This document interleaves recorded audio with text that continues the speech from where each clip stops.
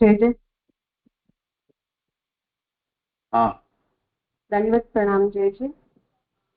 जय जय। 188 श्लोक में 188 श्लोक की व्रजभाषा टीका में आप आज्ञा करते हैं कि यारिति निज वृत्ति तो निर्वाह करी व्यवहारो ब्राह्मण जब सब जगत को भगवद रूप मानतो भयो ब्रह्मलोक में जावे।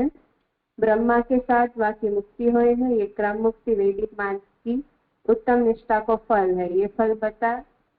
और यहाँ 189 श्लोक की व्रजभाषा टीका में कहते हैं कि ये फल पूर्ण कर्म सिद्ध होय, पूर्ण ज्ञान सिद्ध होय तथा पूर्ण निष्काम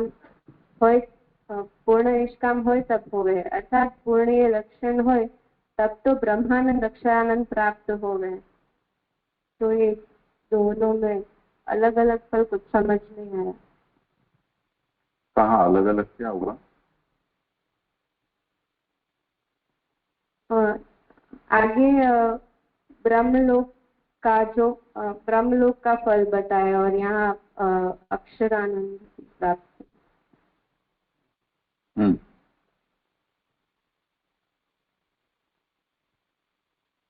कर्म मार्ग से ये अंतिम फल प्राप्ति है, और अगर पूर्ण निष्ठा है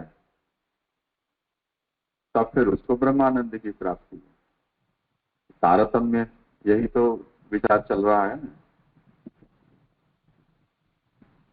कि कहाँ अन्न दोष है, वृत्ति का दोष है, कहाँ स्वाध्याय में कोई न्यूनता है, संतोष तपस्या में कहीं कोई आगे पीछे है, तो उसके कारण फल में तारतम्य आ जाता है।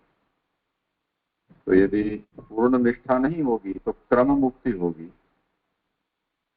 और यदि पूर्ण निष्ठा होगी ब्रह्मानंद की प्राप्ति होगी। वो जो कल ऋषिक ने प्रश्न किया था वही बात है।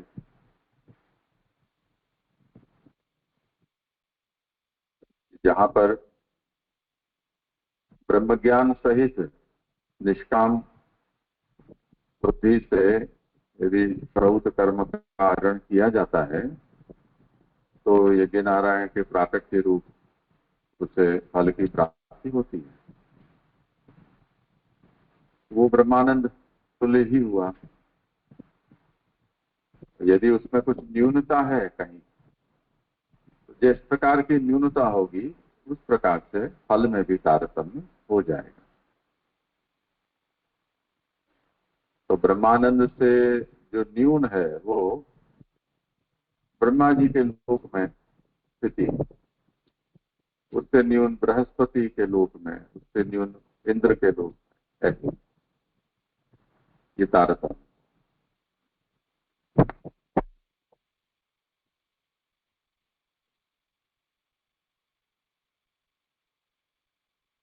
ये जो एक प्रश्न। हाँ बोल। जैसे आपने बताया ना कि उत्तर रामचरितमानस में शंभू ने कुछ अनधिकारी चेष्टा की और श्री राम ने उसका वध किया, तो ऐसे हम उसकी मार्ग में भी कोई अनधिकारी चेष्टा करे तो कैसे पता चले हम कि कोई अनधिकारी चेष्टा कर रहे हैं? जैसे शंभू शूद्र था और उसने मुक्ति की इच्छा की, उसके लिए तपस्या कर रहा था। तो शंभू की योग्यता को हमने जाना तो उसने क्या योग्यता के प्रतिरूप क्रिया की वो हम समझ सकते हैं। इसी तरह जो कुछ भी कोई आचरण कर रहा है उसकी योग्यता को हम जानेंगे, उसके बाद हमें ये पता चलेगा कि ये आचरण उसका योग्यता के अनुरूप है या प्रतिरूप है। तो उपाय तो यही है जानने का। और देखिए जैसे वो तो क्षुद्र था और उसने जो तप की और ऐसे आकांक्षा रखी थी, तप की, मोक्ष की आकांक्षा थी और उसके साधन तप का किया, तो वो अनधिकारी था। तो उस तरह से हमें उसकी मार्ग में कैसे पता चलेगा कि हमें क्या आकांक्षा रखनी चाहिए या किस तरह के साधन करने चाहिए? जैसे महाप्रभु सिद्धांत मुक्तावली में आज्ञा करते हैं, लोकार्थी चेत भजेत कृष्णम क्लिष्टो भवति सर्वथा। अरे आपका वर्ण पुष्टि जीव तया भगवान ने किया है, और कामना आपकी प्रवाही जीव के जैसी है तो आपको कष्ट झेलना पड़ेगा। आप पुरुषोत्तम श्री कृष्ण के आश्रित हुए हैं और अन्य आश्रय कर रहे हैं तो आप भगवान से बहिष्कृत हो जाएंगे, परित्यक्त हो जाएंगे। ऐसे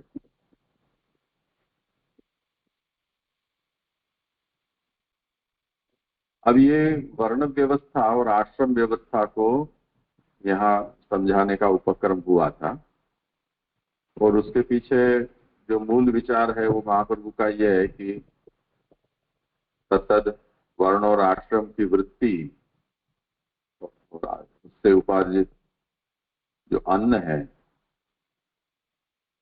वो फल में तारतम्य प्रकट करने में मुख्य कारण बनता है।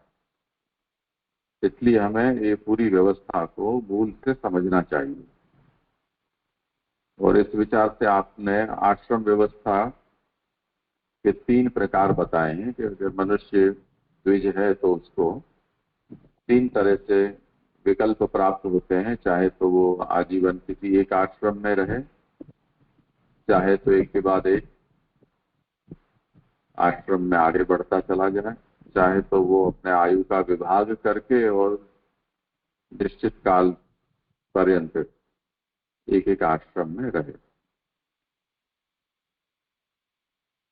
और इसमें फल में तारतम्य नहीं होता है, चाहे वो एक आश्रम में रहेगा, चाहे तो वो 3 या 4 आश्रम में जाएगा, तब भी मुक्ति रूप जो फल है वो समान रूप से प्राप्त होगा। अब आगे जाकर संन्यास के विषय में श्री महाप्रभु कहते हैं कि संन्यासे सांप्रतम नाना भावाः वर्तन्ते। ये जो संन्यास आश्रम है चौथा, उसमें इन दिनों में देखा जाता है कि बहुत प्रकार के संन्यास प्रचलित हैं।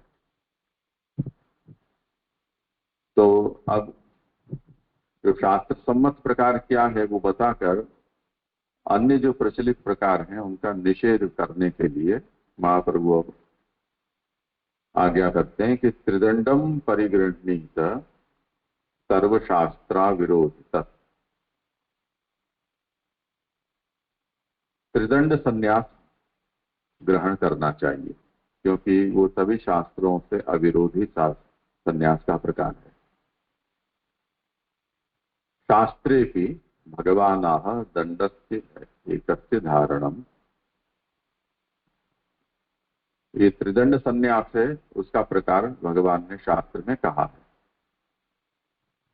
कहीं कहीं एक दंड धारण करने का प्रकार भी प्रचलित है, परंतु वो प्रकार शास्त्र सम्मत नहीं है। प्रतिपत्तिरियं सर्वा देहस्य ज्ञानिनो भवेत्। ये जो आश्रम व्यवस्था में बताया गया कि पहले ब्रह्मचर्य, उसके बाद गृहस्थ, फिर वानप्रस्थ, उसके बाद संन्यास, तो जिसको ज्ञान मार्ग का अनुसरण करना है और अंत में ज्ञान सिद्ध करके और मुक्ति की प्राप्ति करनी है, उसको अपने तन मन की ज्ञान मार्गानुरूप सिद्धि करने के लिए आवश्यक है कि वो सभी आश्रमों में एक के बाद एक जाए और उस आश्रम के जो गुण हैं उनको ग्रहण करके और अपने आप को मुक्ति की योग्य बनाए।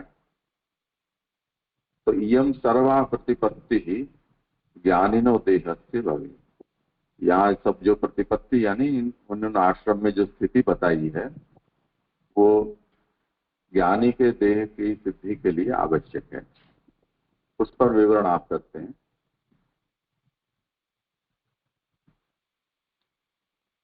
कि पाक्षिको भी दोषः परिहरणीयः। थोड़ा भी दोष हो तो उसका परिहार कर देना चाहिए, दोषयुक्त कोई बात नहीं होनी चाहिए। सर्वशास्त्र सारोद्धारत्वात् भागवतस्य यदि अन्य पक्षो भवे तत्र भगवान वदे। संन्यास में जो त्रिदंड संन्यास है उसके अतिरिक्त अन्य कोई संन्यास के प्रकार शास्त्र द्वारा मान्य होते तो श्रीमद् भागवत में भगवान ने वो प्रकार कहे होते, परंतु सभी शास्त्रों के सारभूत ये श्रीमद् भागवत पुराण है, जिसमें त्रिदंड संन्यास के अतिरिक्त अन्य कोई संन्यास का प्रकार कहा नहीं है। इसलिए एक दंड धारण करना या दो दंड धारण करने, ऐसे जो अन्य कल्पित प्रकार हैं वो शास्त्र सम्मत प्रकार नहीं माने जा सकते। आश्रमाणाम साचाराणाम ज्ञान शेषत्वम इति सिद्ध ज्ञानस्य तत्परित्यागम आशंक्य आह प्रतिपत्तिरियम। अब यहाँ ये कहते हैं कि आप ये कहते हो कि सभी आश्रमों में स्थिति होनी चाहिए। ऐसा नहीं कि आपको इच्छा हो गई उस आश्रम में आप रह गए या सीधा आपने संन्यास ले लिया। जैसे कि आजकल देखा जाता है कि 5-15 साल का बच्चा होता है उसको सन्यासी बना देते। तो ऐसा करने में क्या हानि है? क्योंकि शास्त्र में ये कहा है कि सर्वम कर्माखिलम पार्थ ज्ञाने परिसमाप्यते। ज्ञान में सभी कर्म समाप्त हो जाते हैं। तो जिसको ऐसा ज्ञान सिद्ध हो गया है या ऐसा वैराग्य सिद्ध हो गया है, वो सीधा सन्यासी बन जाए तो उसमें समस्या क्या है?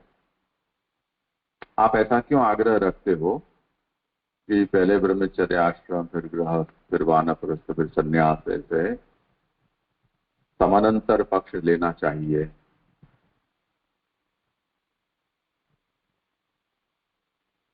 और जितने भी आश्रम धर्म हैं वो आशंकाकार ये धारणा मन में रखकर कह रहे हैं कि ज्ञान शेषत्वम, जितने भी आश्रम हैं और उन आश्रमों में कहे गए जितने भी आचार हैं वो सब ज्ञान के अंगतया कहे गए हैं। उन सब का अंतिम लक्ष्य ये है, ये आश्रम में रहने वाला व्यक्ति ज्ञान मार्ग के लिए तैयार हो जाए। उस स्थिति में जिसको ज्ञान सिद्ध हो गया है, जब कभी भी जिसको भी हुआ है, तब फिर उसे इन आश्रम धर्मों का पालन करना क्यों आवश्यक आप मानते हो? आप उसको कह दो कि नहीं जाओ, सन्यासी हो जाओ। तो उस पर समाधान देते हैं कि प्रतिपत्ति रियम सर्वा देहस्य ज्ञानिनो भवे। ज्ञानिनो देहस्य तत्तद आश्रम स्थिति ही प्रतिपत्ति अवश्यम कार्या। मानो कि ब्रह्मचर्य अवस्था में किसी को ज्ञान सिद्ध हो गया, वैसा वैराग्य भी हो गया, तब भी ये आवश्यक है कि वो ब्रह्मचर्य आश्रम में पूरे पूरे काल तक रहे। उसके बाद गृहस्थ आश्रम में भी रहे और गृहस्थ आश्रम के सभी कर्तव्यों को भी निभाए। इसी तरह वानप्रस्थ भी हो और पीछे समय आने पर वो संन्यास ग्रहण करे। ये प्रतिपत्ति यानी तत्तद आश्रम में स्थिति उसके लिए आवश्यक है। तदभावे पुनर्जन्म भवे। यदि जिसको सिद्ध ज्ञान हो गया है ऐसा व्यक्ति इन सभी आश्रमों में स्थिति नहीं करता है तो उसकी अवस्था कच्ची रहेगी। वो कच्ची अवस्था का जो है उसका पुनर्जन्म होने की संभावना पूर्ण है। उदाहरण दाहा भाववत। जैसे किसी वस्तु को आपने जलाया नहीं, मनुष्य की भी बात है कि किसी की मृत्यु हो गई और उसके देह का दाह संस्कार नहीं किया, तो वो संस्कार के अभाव में उस देह की पुनर्जन्म अवश्य है। कई लोग जैसे बह जाते हैं, कहीं खो जाते हैं, तो उनका संस्कार नहीं हो पाता है। इसी तरह जैसे कोई बीज है, बीज वृक्ष के ऊपर से नीचे गिरता तभी है, कच्चा होता तो गिरता ही नहीं है, पकने के बाद ही गिरता है। गिरने के बाद वो बीज फिर से दूसरे वृक्ष के रूप में अंकुरित हो जाता है। पर यदि उसको जला दिया गया, तब फिर उसको फिर से अंकुरित होने की संभावना नहीं रहती। तो ये जो आश्रमों में स्थिति है वो उस देह का परिपाक कर देती है। इसलिए ज्ञान सिद्ध हो जाने पर भी उसके हित में ये बात है कि वो उसका जो कोर्स है वो पूरा करे। क्योंकि कई बार ऐसी भ्रांतियां अक्सर हम लोगों को हो जाती है कि हम हो गया, हमारा हो गया। थोड़े ग्रंथों में वांची लीधा है, 84 वैष्णव में वांची लीधा है, पति क्या, ऐसा बोलते हैं गुजराती लोग, खास बोलते हैं पति की सेवा, पति की सब कुछ पता देते हैं। तो अब वो पति गया है, ऐसा हो जाता है। जब तक वो कोर्स हम पूरा नहीं करते हैं तब तक जिसे रोग होता है वो रोग फिर से अपना माथा ऊंचा कर देता है। कोर्स पूरा करने पर दवाई का उसका निशेष नाश हो जाता है। तो इसी तरह यहाँ भी ये समझना है, क्योंकि कई वासनाएं रह जाती हैं। ब्रह्मचारी होता है बेचारा, वेदाध्ययन करता है, गुरु सेवा करता है, भिक्षा से वृत्ति करता है, और जो दूसरे गृहस्थाश्रमी है उनको देखकर उसके मन में ये कुंठा रहती है कि देखो ये लोग घर परिवार में माँ बाप के साथ रहते हैं, ये लोग मनचाहा भोजन करते हैं, ब्रह्मचारी के ऊपर बहुत सारे रिस्ट्रिक्शन है, बाल नहीं काट सकता, नाखून नहीं काट सकता है, वो सूर्य अस्त होता हुआ देख नहीं सकता है, कांच में अपनी शक्ल नहीं देख सकता है, जमीन में ही उसको सोना है, गति गति तो सो नहीं सकता है। अब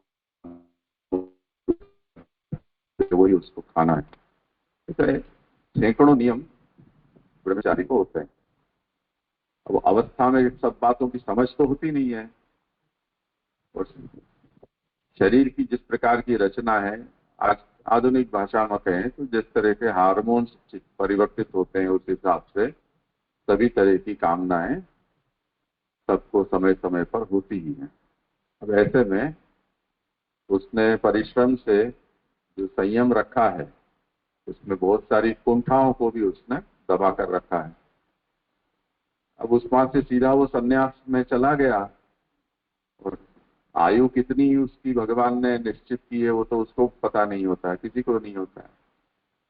अब मानो कि 25-30 साल के बाद उसने सन्यास लिया और भगवान ने पूरे 100 साल उसके सोच रखे हैं, तो प्रकृति तो उसके हिसाब से चलेगी शरीर की। आसपास का जो माहौल जिसमें वो रह रहा है वो नहीं बदल सकता है, तो उसका प्रभाव पड़े बिना नहीं रहेगा। बाकी के 65-75 साल है वो बहुत लंबा समय कहा जाता है। तो भले ही उसे ऐसा लगता हो कि उसे ज्ञान सिद्ध हो गया है और अब उसको पूर्ण वैराग्य होने से गृहस्थ आश्रम की आवश्यकता नहीं है, फिर भी उसके लिए ये हितकारी है कि वो गृहस्थ आश्रम अंगीकार करे। और जैसे यहाँ कहा है शिलोंच वृत्ति से या प्रमृत या वृत वृत्ति से वो अपने संतोष रखते हुए जीवन यापन करे। उसकी आवश्यकता नहीं है, पर शास्त्र ये कहता है कि जैसे ब्रह्मचर्यावस्था में वेदाध्ययन करके उसने ऋषि ऋण को चुकते कर दिया है, पर अभी भी पितरों का ऋण, देव ऋण तो उसके माथे पर अभी है ही।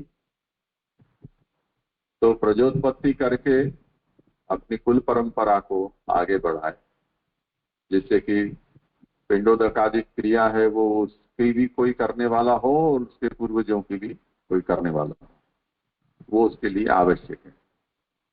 इसी तरह देव ऋण के लिए भी यज्ञादि कर्मों को करना आवश्यक है।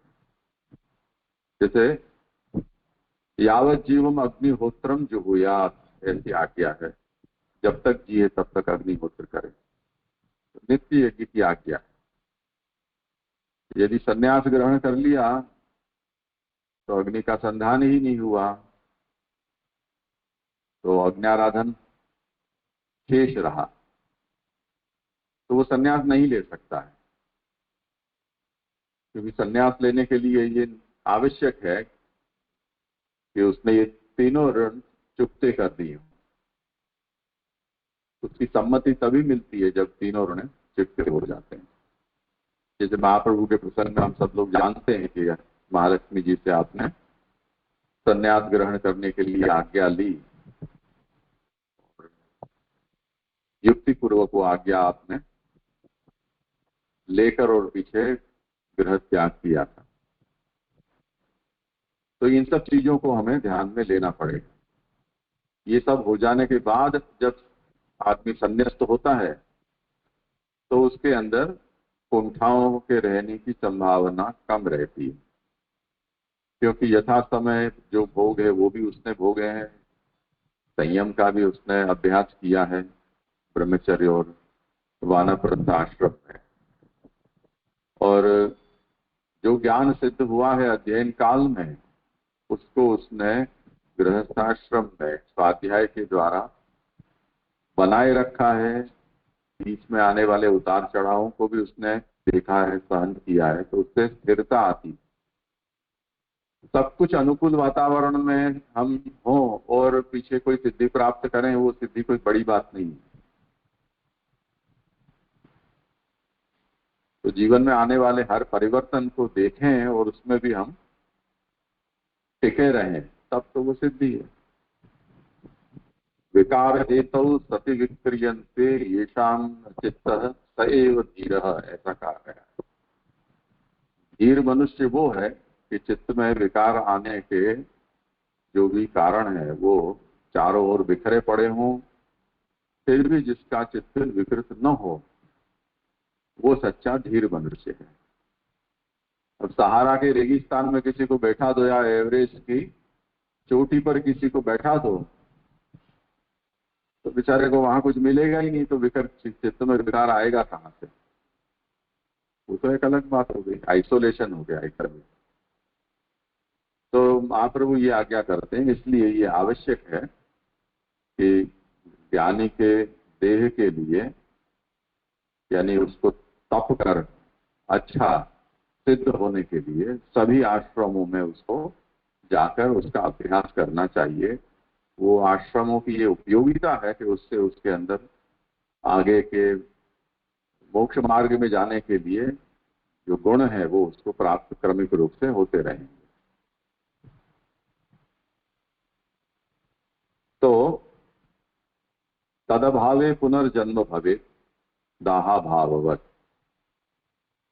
इस प्रकार से ये आश्रम व्यवस्था का निरूपण यहाँ तक महाप्रभु ने किया।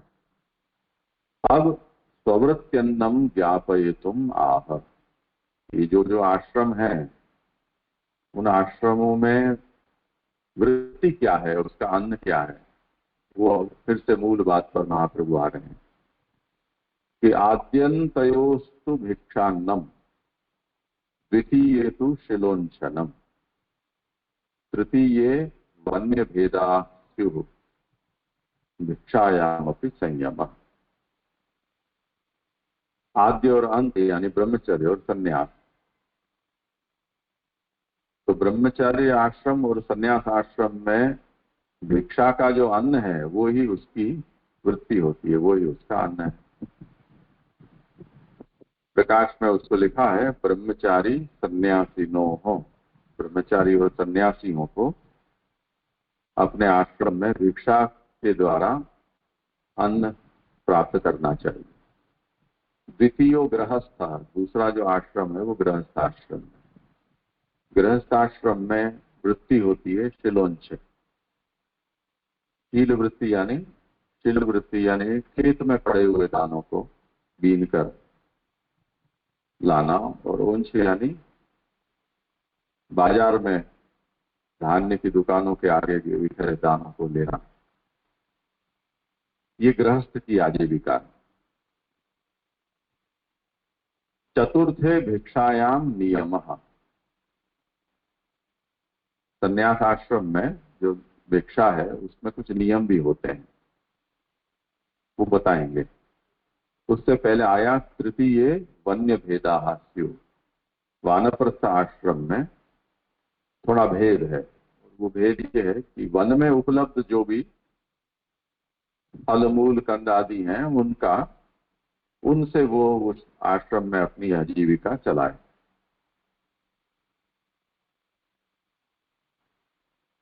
और जो भिक्षायाम अपि संयमः, सन्यासियों के लिए जो भिक्षा बताया है उसमें सन्यासी को संयम रखना चाहिए। और वो संयम का स्वरूप बताते हैं कि सप्तागारान असंक्लिप्तान इति, सन्यासी 7 से 8वें घर भिक्षा के लिए न जाए, और जिस घर में वो भिक्षा मांगने जाए वो भी संकल्पित न हो, पूर्व विचारित न हो कि आज मैं यहाँ भिक्षा मांगने जाऊंगा, या उनको पहले से सूचना दी नहीं जानी चाहिए कि आज ये सन्यासी जी आएंगे तुम्हारे यहाँ भिक्षा मांगने, और उनको ये रुचिकर लगता है तो ऐसा बनाना और वो भिक्षा में देना। तो उसमें संयम रखना चाहिए।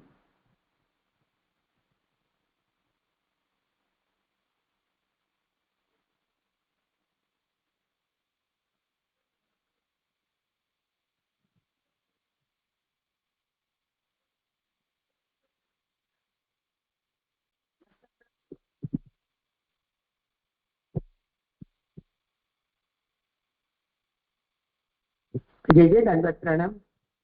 यहाँ पर ऐसा बताया महाप्रभु जी ने कि द्वितीय तो सिलोंचनम, तो जो, और वहां पर टीका में ऐसा बोल रहे हैं कि द्वितीयो गृहस्थ, तो गृहस्थ की जो आजीविका है वो सिलोंच वृत्ति तो कैसे चलेगी? क्योंकि चलो यदि कोई एक है तो चलो समझ सकते हैं कि खेत में से लाके या दुकान में बिखरे हुए दाने को वो, लेकिन गृहस्थ है तो ज्यादा होंगे ना घर में, तो कैसे चलेंगे? ये प्रश्न अभी थोड़ी देर पहले ही चर्चा में आया है, तो किसी को उत्तर देना हो है? हाँ,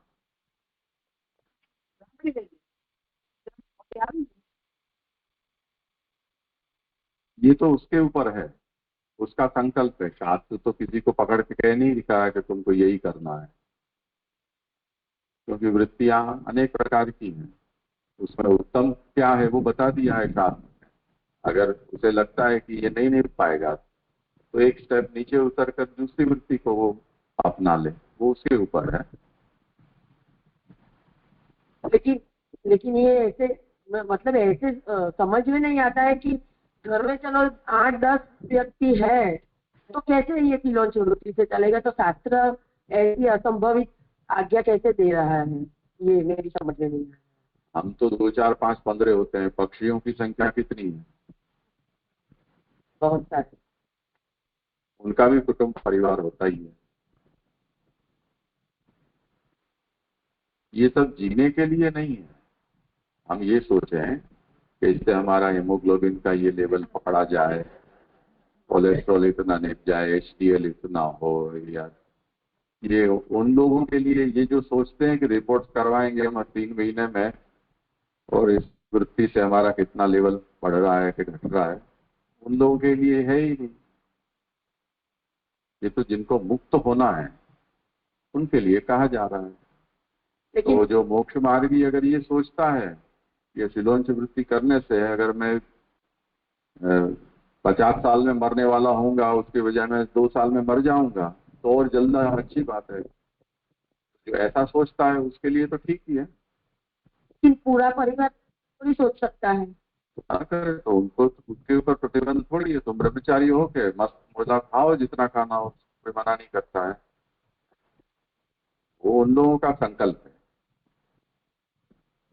तो यानी इसका मतलब ऐसा हुआ कि जो ब्रह्मचारी गृहस्थ हुआ है और उसको सभी आश्रमों में से पसार होके फिर मुक्त होना है तो उसके लिए गृहस्थ आश्रम जरूरी है, इसलिए वो यहाँ पर टिका है।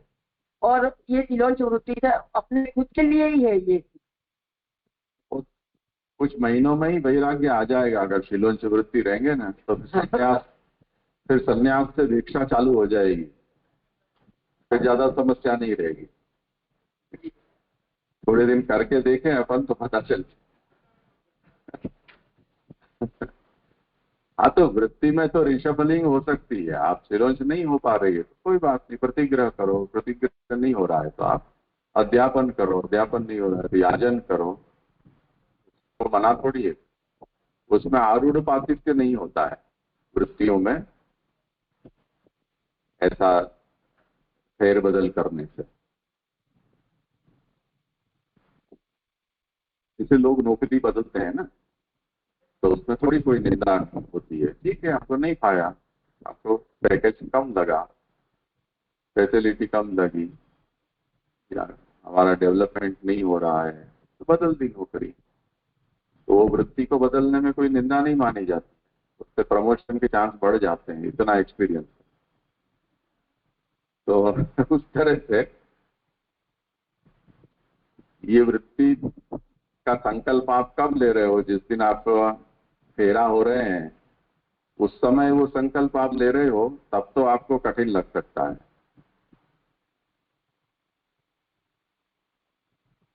और कुछ साल गृहस्थ आश्रम का आनंद या पीड़ा जो भी हो जिसको वो उठाकर उसके बाद वो ऐसी वृत्ति पर जाए, यानी पहले अध्यापन याजन करें कुछ साल तक, बाल बच्चा सब सेटल हो जाए, शादी ब्याह हो जाए उनका, उसके बाद प्रतिग्रह पर स्विच ओवर हो जाए। प्रतिग्रह से जीवन चल पा रहा है ऐसा विश्वास उसका बैठ जाए, उसके बाद सिलोंच पर चला जाए। 2-4 महीना सिलोंच करने के बाद सीधा सन्यासी हो जाए। ऐसा कुछ भी मैनेज कर सकता है वो। पुराने समय में ये कैसे जीवन व्यवहार में था और कितने स्केल पर था उसका हमारे पास कोई प्रमाण नहीं है। ऐसे कोई उदाहरण भी मिलते नहीं है पुराणों में कि कोई सिलोंच वृत्ति से जीता हो, ऐसा कोई ऋषि हो या कोई गृहस्थ हो। तो ये पता नहीं है ये इसका व्यावहारिक स्वरूप कैसा रहा होगा। पर हम जैसे पशु पक्षियों को देखते हैं, वनचारी पशु होते हैं, वो पूरा पूरा जीवन का आयु है वो पूरी बिताते हैं। बड़े से बड़े प्राणी, छोटे से छोटे प्राणी तक। पक्षी भी बड़े मजे से पूरा जीवन जीते हैं अगर उनको पिंजरे में बंद नहीं किया है तो वो सिलोंच वृत्ति ही तो करते हैं। वही उदाहरण हमारे लिए भी दिया गया है। दूसरा ये है कि ये जब बातें कही गई है उस समय समाज भी जागरूक है इस विषय में। ऐसा पूरा समाज था, राजा के द्वारा वर्ण व्यवस्था संचालित हुआ करती थी, इसलिए जिनका ऐसा संकल्प है उनका जीवन भी निभ जाता था, उनको सम्मान भी मिलता था। अब समाज के आदर्श, पूरी व्यवस्था, सब कुछ बदल गया है। उसके कारण आज हमें वो मनुष्य के लिए असंभव लग रहा है। और हम देखते हैं कि जो सोचते हैं और जो समाज जिनको ये कहता है कि हटायो मानस से, उनको ये असंभव लगता है। तो जिनकी थोड़ी ढीली हो गई है एक आध स्क्रू, ऐसे लोगों को देखते हैं तो वो इसी तरह से जीते हैं।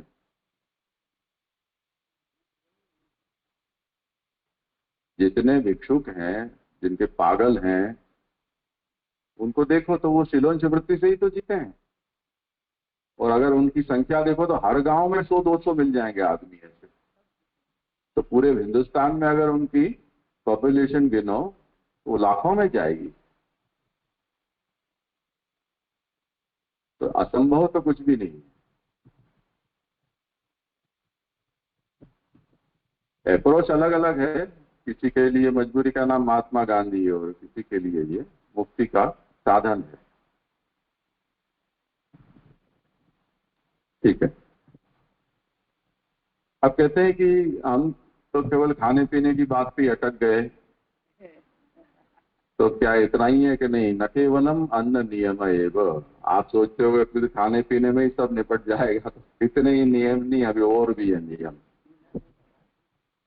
किंतु अन्य भी नियमाः सन्ति, और भी नियम है। क्या है? गुरु सेवा। ब्रह्मचर्याश्रम में गुरु सेवा वृत्ति जैसे भिक्षा है, कर्तव्य में गुरु सेवा की। गृहस्थाश्रम में वृत्ति शिलोंच कही, यहाँ कर्म आया, कर्म कृति ही, यानी जो भी श्रौत स्मारक कर्म है वो नियम है।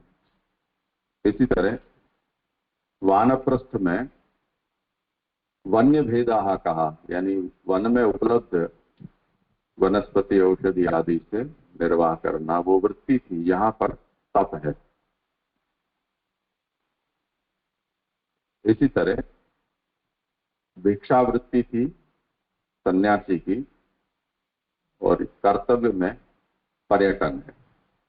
तो ये चारों ही आश्रम में क्रमशः गुरु सेवा ब्रह्मचर्याश्रम, कर्म कृति गृहस्थ में, तपश्चर्या वानप्रस्थ में, और पर्यटन संन्यासाश्रम का नियम है। ये पंचाग्नि तपना और ये सब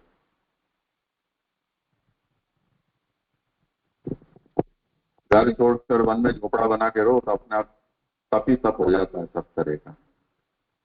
नीचे सो तो चेंटियां काटेंगी, कहीं सांप बिच्छू आ गया, कहीं मधुमक्खी आ गई, कहीं मच्छर आ गया, कभी ठंडी गर्मी लग गई, बरसात में भीग गए, कभी खाना मिला कभी न मिला, कभी किसी का खाना ही बन गए, शेर वेर आ गया तो ये पंचाग्नि तो इससे हाँ, ये सब तप के प्रकार हैं। बाकी भी तप हैं। वो भगवत गीता में 13वें अध्याय में 14वें अध्याय में इन सब का कायिक वाचिक मानसिक तप कैसा होता है वो सब वहां कहा है, वो सभी यहाँ समझ लें। इसी तरह ये चारों आश्रमों में यज्ञ भी होते हैं। जैसे ये नियम बताए, गुरु सेवा नियम है, यज्ञादि कर्म करने, तपश्चर्या और पर्यटन। उसी तरह स्वाध्याय न मखाः, स्वाध्याय यज्ञ होता है ब्रह्मचर्य आश्रम में। वहां यज्ञ का रूप वेदाध्ययन होता है।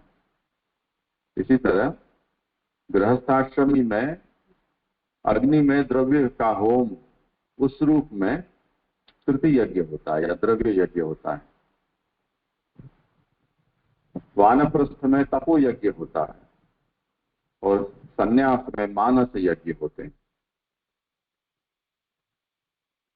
तो नियम भी होते हैं और यज्ञ भी होते हैं चारों आश्रम में।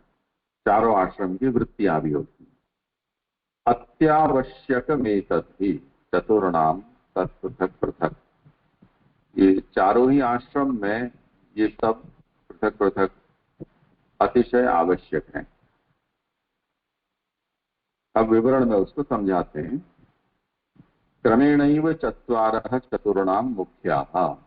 यहाँ जो भी बताएं वो क्रमशः बताएं। तो ब्रह्मचर्य से संन्यास ये क्रम है। तो मैं ब्रह्मचर्य, गृहस्थाश्रम, वानप्रस्थ, संन्यासाश्रम, उसमें गुरु सेवा, कर्म कृति, तप और पर्यटन, स्वाध्याय, कृति यज्ञ, तपो यज्ञ और मानस यज्ञ।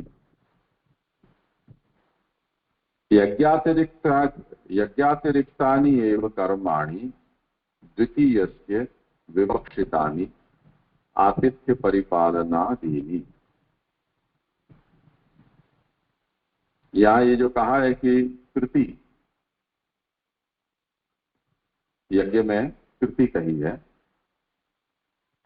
और कर्म कृति ही, ये नियम में कहा है। तो कर्म और कृति, इसमें दोनों में कर्म को ही कृति रूप कहा है या कृति को अलग गिनना। तो महाप्रभु समझाते हैं कि कृति शब्द से मेरा ये अभिप्राय है कि यज्ञ से अतिरिक्त जो अन्य कर्म हैं वो द्वितीय से यानी गृहस्थ से विवक्षिता, गृहस्थ के लिए वो शास्त्र में विवक्षित हैं। जैसे कि कोई अतिथि आए तो उसका सत्कार करना। इसी तरह जो याचक हों, अशक्त हों, गरीब हों, उनका पालन करना, ये गृहस्थों का अतिरिक्त कर्म है और वो भी अतिशय आवश्यक है। उसके बाद ये जो यज्ञ हैं उस यज्ञ का प्रकार बताते हैं कि वो यज्ञ के प्रकार स्वाध्याय यज्ञ, ये भी एक यज्ञ है। अब कोई पूछेगा कि ये स्वाध्याय यानी वेदों को पढ़ना या पढ़े हुए वेदों को का स्वाध्याय करना, पुनरावर्तन करना, ये यज्ञ कैसे कहा जाएगा? तो उसमें प्रमाण देते हैं, यम यम कृतुम अधीते तेन तेनास्येष्टम भवति इति ब्रह्मचारिणः स्वाध्याय यज्ञाः।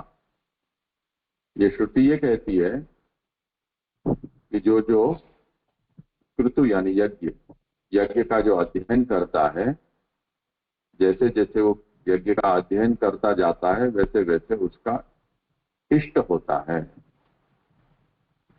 तो यहाँ पर ब्रह्मचारी को यज्ञ करना नहीं कहा गया है, पर यज्ञ का अध्ययन ही उसके लिए यज्ञ समकक्ष है। तो स्वाध्याय यज्ञ ब्रह्मचारी के लिए यज्ञ रूप होता है। तो द्वितीय जो गृहस्थ है उसके लिए क्रियामया यज्ञाः, क्रियामय कहा है। और तपो यज्ञाः तृतीय, वानप्रस्थ के लिए तपो यज्ञ, और मानसाः चतुर्थ, मानस यज्ञ है वो सन्यासियों को कहा है। अब यहाँ कहते हैं कि मानो कि कोई ब्रह्मचारी, गृहस्थ, वानप्रस्थ या सन्यासी, उसे ज्ञान सिद्ध हो गया है, ज्ञानी हो गया। जैसे हम बोलते हैं षोडश दिन पति गया, शिक्षा पत्र पति गयो, ऐसे किसी को ऐसा हो जाए कि हमसे ज्ञान सिद्ध हो गया, तो क्या उसके लिए ये सब यज्ञ आवश्यक हैं? क्योंकि जैसे हमने भगवद गीता के वचन से ये देखा कि सर्वम कर्माखिलम पार्थ ज्ञाने परिसमाप्यते, या जैसे सन्यासी के लिए कहा गया है, उसके लिए पीछे कोई कर्म करना आवश्यक नहीं है क्योंकि उसको सिद्ध ज्ञान है। तो कहते हैं कि अत्यावश्यक मेतद ही, ये चारों कर्म चारों के लिए अतिशय आवश्यक है, ज्ञान सिद्ध हुआ हो चाहे न हुआ। और उसका उदाहरण लौकिक में हम ऐसा दे सकते हैं कि जैसे कोई व्यक्ति किसी कला में, किसी कार्य में बहुत निपुण हो जाए, मानो कि उसको पद्म विभूषण प्राप्त हो गया, पद्मश्री हो गया प्राप्त, या उस कला का सर्वोच्च सम्मान उसे प्राप्त हो गया, उसको डिग्री मिल गई, पीएचडी, नोबेल प्राइज उसको मिल गया, पर यदि उसने उसका अभ्यास नहीं रखा तो वो कला किसी बाप की नौकर नहीं है, चली जाएगी। बहुत अच्छा भोजन सिद्ध करने वाले घर में बहुएं आ जाए, नौकर चाकर आ जाए और उसके बाद बघार करने बैठे हैं तो जल जाता है बघार, रोटी कच्ची रह जाती है, पापड़ जल जाते हैं। वो उनका जो अभिमान है वो अभिमानिक सिद्धि ही है उनकी, उनके हाथ में से वो सिद्धि निकल चुकी होती है। पीछे भले ही वो कहें कि हाँ हमें तुम्हारा जेवड़ा आता दे तो हाउ हाउ करता था, ठीक है वो बोलते रहो, टाइम पास करो, उसका कोई मूल्य नहीं है। जो आध मुंह में नहीं आ रहा है तो करना क्या, आपका इतिहास जीव के कोई काम का नहीं है।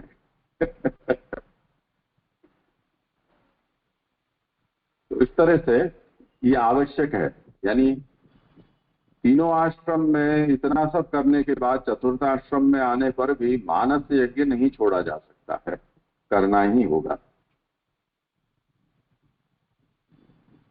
अब कहते हैं कि ये तो आप ऐसी बात कर रहे हो कि बड़ी मुश्किल से संन्यास तक पहुंचे और फिर वही गले आपने पकड़ा दिया यज्ञ कि करो। तो ये तो जो उस अवस्था पर पहुंचा है उसका ये अनादर हो गया, उसकी हीनता हो गई। विज्ञानी है तब भी उसको ये करना पड़ता हो। तो कहते हैं कि श्रेयान स्वधर्मो विगुण परधर्मात् स्वनुष्ठितात् स्वधर्मे निधनम श्रेय परधर्मो भयावह। भगवान ऐसा समझाते हैं। जिस आश्रम में जो व्यक्ति है उस आश्रम के व्यक्ति को जो धर्म कहा गया है वो धर्म यदि विगुण हो तब भी उसके लिए श्रेयस्कर है। परधर्म का आचरण भयावह है। तो सन्यासी को ऐसा लगता हो कि मुझे अब आप यज्ञ करने के लिए आज्ञा दे रहे हैं तो मेरी कक्षा के अनुरूप बात नहीं है, मेरा डिग्रेडेशन है। तो भगवान कहते हैं कि ये तुमको ऐसा लगता हो तब भी ये तुम्हारा स्वधर्म है, इसलिए वो ही तुम्हारे लिए श्रेयस्कर है। तुम्हें परधर्म का आचरण नहीं करना चाहिए। तो सन्यासी को भी मानस यज्ञ जो कहा है वो तो करना ही।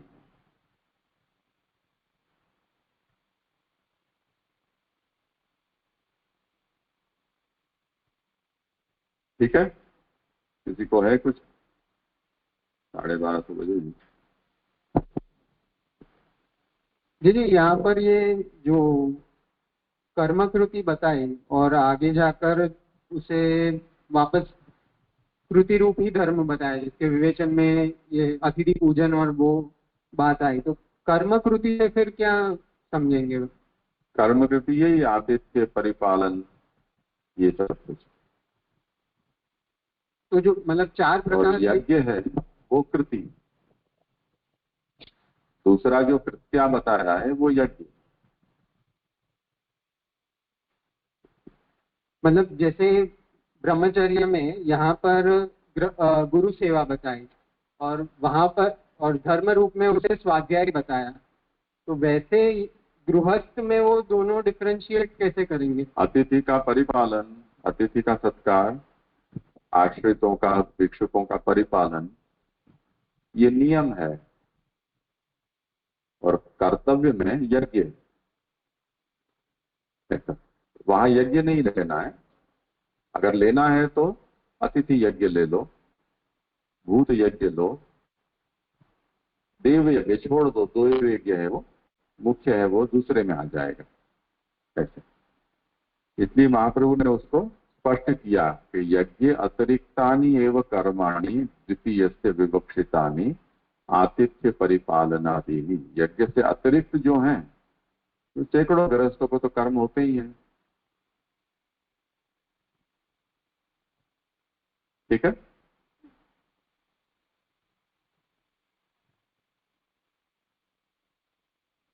उसके बाद का विषय थोड़ा लंबा है तो मुझे लगता है उसको हम कल के ऊपर रखते हैं। तो आज का सत्र भी यहाँ संपन्न करते हैं। शाम को जैसे कि कल षोडश ग्रंथ की प्रस्तुति हुई थी, सिद्धांत मुक्तावली ग्रंथ से आगे बढ़ेंगे जितना हो सके सो। और ऐसा भी है कि अपने पास समय भी है, अगर 5 दिनों में षोडश ग्रंथ नहीं हुए तो इसी क्रम को आगे ही रखेंगे। जिनको अनुकूलता हो वो यहाँ रहें, नहीं हो तो अपने घर से करें।